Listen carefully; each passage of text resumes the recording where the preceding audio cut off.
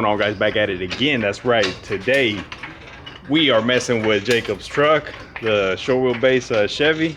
So originally when we picked it up, it has some custom wheels. So it has some custom wheels, man, some aftermarket wheels that they put on there. So he never liked them. I never liked them. Anyways, we're looking for some stock ones, so we finally found some wheels. We just came back right now from picking them up in Huntsville. So we're setting it up right now. We're about to put them on. So this is what it looks like right now. Woo! That's it right there. Yeah, come up higher. You gotta bring it off the floor. So that's what these look like right now. They got brand new tires. You're good right there. So they got brand new tires. The wheels, I think they tried color matching them, and you know, major fail. They don't look all that. But anyways, we're out here about to swap them out. That's it right there. Get a little before and after shot. That's what it looks like.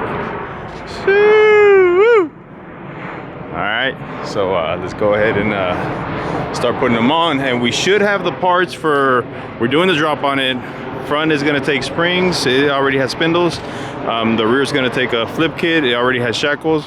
So it'll be we're gonna do a 4-8 or 4-6 drop, something like that. So we're gonna go ahead and knock that out as soon as it goes in. We just got the headlights. In case you guys didn't see the video, make sure y'all go check out the video. I'm putting on the headlights, so just put them on. That, it was painted before, and I guess all the rock chips just knocked out all the paint. So anyways, so that's that. Let's go ahead and start swapping out these wheels. What you think about the new wheels, Jacob? All right, guys, so there we go. Wheels are in. What y'all think? God, them things look sick. I'm gonna have to polish them because they were dirty. And this is crazy how they're aluminum. Love them. That's what it looks like right there, guys. What y'all think? Yeah. All right, and then we're gonna have these up for sale. About to clean them up.